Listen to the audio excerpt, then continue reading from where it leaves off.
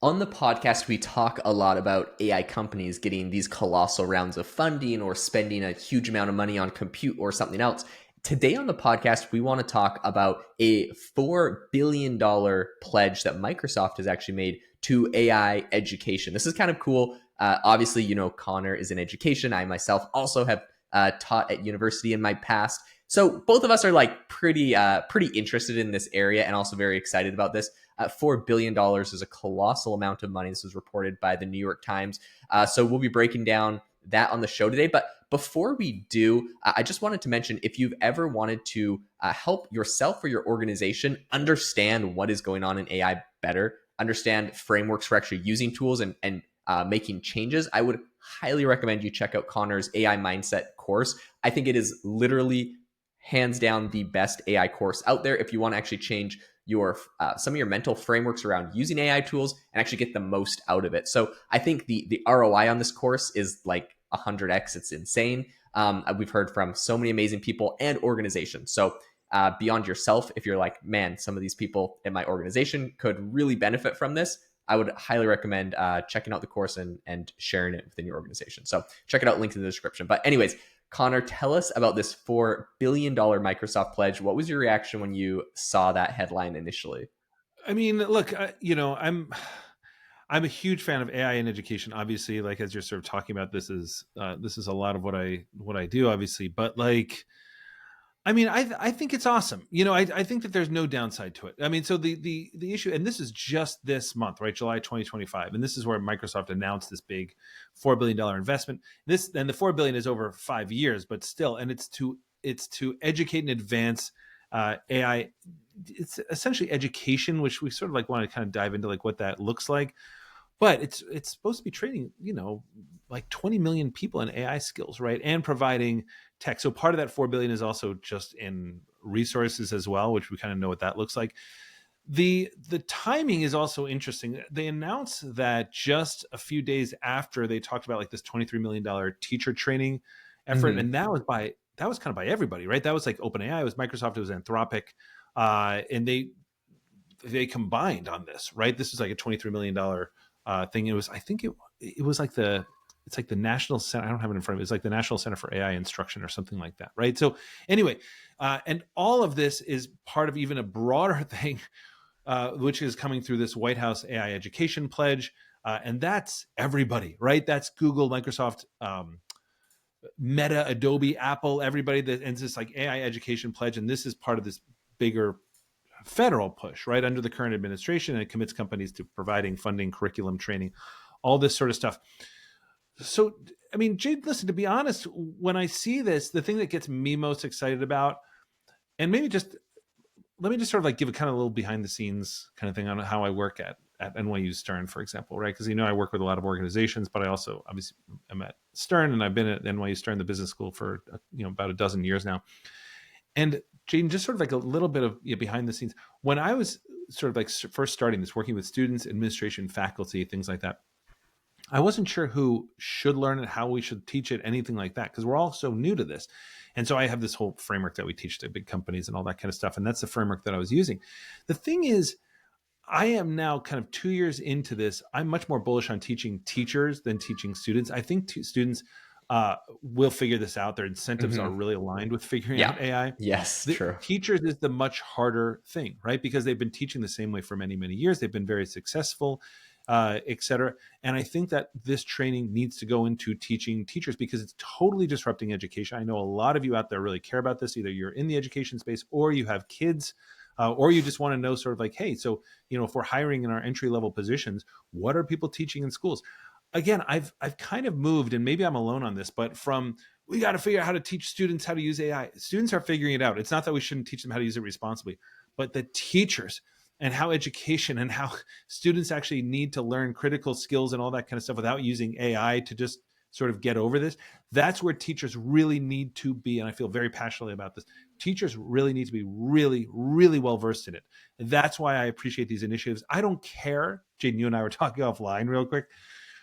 This is obviously benefiting Google and Meta and OpenAI. It's obviously aiding Microsoft. It's obviously getting young people to come in and actually start getting super committed to one or another. I know that Google last year, which is absolutely hilarious.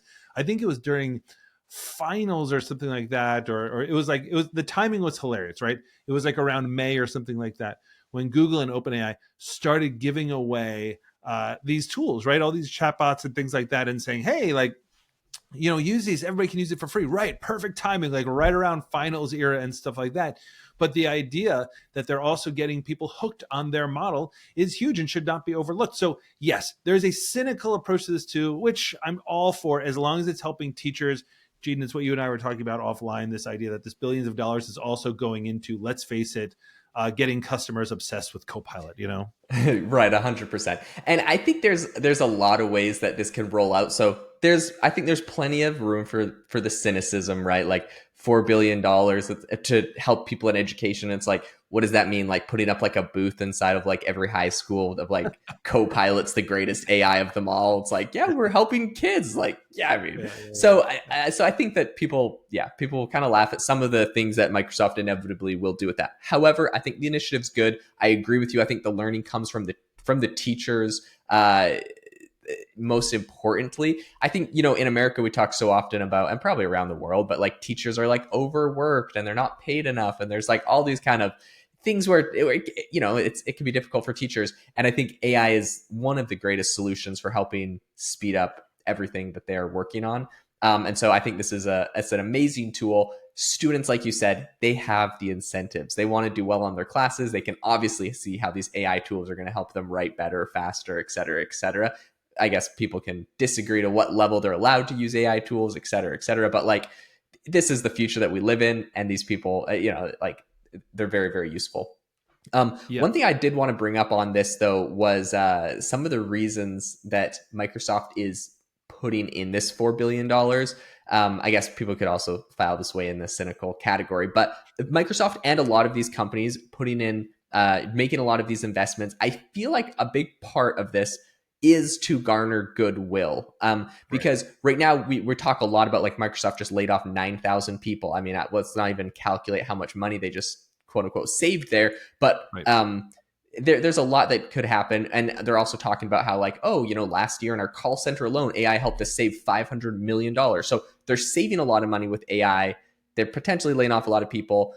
People could complain that AI is taking jobs or replacing people. I think at the end of the day, we know that it's mostly just augmenting people and making people work better. But regardless, I think that this is kind of a big part of the conversation. And so doing initiatives where you work with like medical, for example, or with education, I think always is really good PR for Microsoft and all of these companies.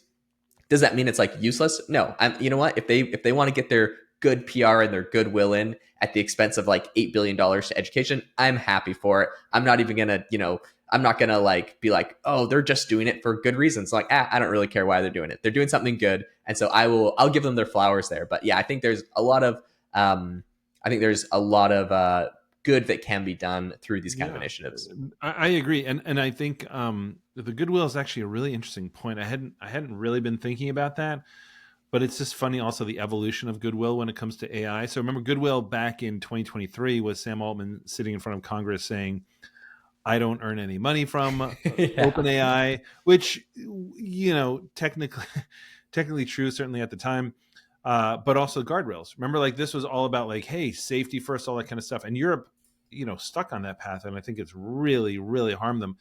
And that's all gone away, especially with the new administration. But I think it was leaning that way anyway, right? Which is we can't slow down. I mean, because it's a greater risk to our national security, if China beats us out on this. So the greater risk is not the existential risk is, will these things become sentient and start crushing us or something like that. It's more, if we're not ahead, that's going to be the greater risk. And I think you're absolutely right about Microsoft. I mean, Microsoft just laid off 9,000 people.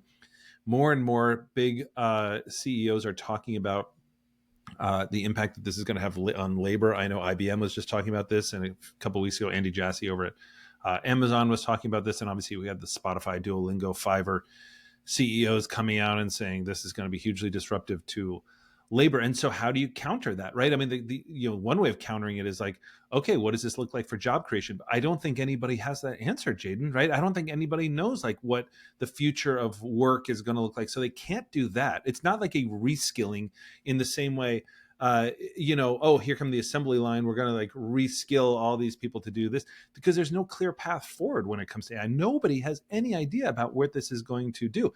So what's the only other, maybe not only, but what's the other alternative here? It's, well, we're going to invest in education so Yeah. everybody can kind of figure this out for themselves. And I do think that this is the new goodwill.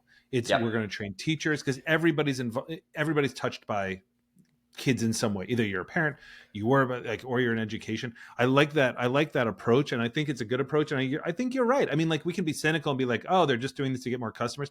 Yeah, man, like that's what a corporation, like, that's fiscal, Right. fiduciary responsibility. But also, coming in the education space, I really do think if they're doing things to train teachers, I am all for it. Okay, one thing I did want to bring up in this kind of concept is from a document that you mentioned. It's kind of this like White House pledge thing, the 60 companies or whatever. Oh yeah, There's yeah, one yeah. quote in that document that I thought was interesting, because I think a lot of time when we say like Microsoft invests 40 billion in education, it's kind of like, what does that mean? Where does that money go? Or like this 60 companies pledge AI education. It's Right. like, it's hard to like conceptualize. And so I wanted to bring up one particular example that they said. One of them is the U.S. Secretary of Agriculture. So they said, at USDA, we're working to give students the opportunity and mentorship they need to continue the legacy of American ingenuity. Our efforts involve leveraging specific training and grant opportunities for students and teachers that encourage the use and development of AI in agriculture. Anyways, they kind of go on and talk a little bit about, integrating AI into their curriculum in like agriculture. And so the thing that I do think is cool about this, and some of these initiatives from Microsoft and other players, these 60 organizations, like a lot of times I think it's like, oh, we're helping kids in like high school open up Chat GPT. And it's like, okay, they probably don't need that. They already know how. But I think what's more important is like, this is trickled down into a lot of the government agencies, into like the USDA and a lot of different industries that you don't think about AI, right? Like, we think like, oh, AI can help a student write a report, but like actually AI can help like a farmer use AI to forecast better, crop yields, and it can help someone in manufacturing, and it can help someone that's implementing into robotics. I think there's so many industries, and if the government and all of the agencies are aligned with all of the the corporations and big companies, I think that AI will actually help advance the country. So like, it should be quite a big net positive for everybody investing in this education. It doesn't just go to like high schools or universities or something. This is going into like the trades. This is going into agriculture, manufacturing, and a lot of other really exciting areas. Yeah, I agree. I really do think that this is what we mean by, we don't know what upskilling looks like. It's not like, oh, well, now we'll teach everybody to operate this machinery or something like that, right? It's on the micro level. It's like, well, Amazon's sort of training their warehouse people to manage robots rather than lift boxes. But I think nobody knows, and that's why I like that quote that you were just talking about, because it's everywhere. It's agriculture, it's manufacturing, it's everything. Listen, again, everybody's touched by education. Guys, keep up on these stories, okay? Like, because you are the ones that are going to be able to influence your teachers, your government officials, and things like that. I think that this is going to be, and we don't say this often, but this is really a sort of a responsibility of all of us to try to figure out like how our teachers are trained and all that kind of stuff. I know you all care very deeply about the next generation. I do too. Jaeden does too. We have kids. So if this is important to you, figure out what your schools are doing, figure out sort of like how this is going to impact you. But anyway, great conversation about this, Jaeden. I love talking with you about this especially. And we will see you all next time. Do not forget to leave a rating and review. It would be huge. We really appreciate you all, and we'll see you next time.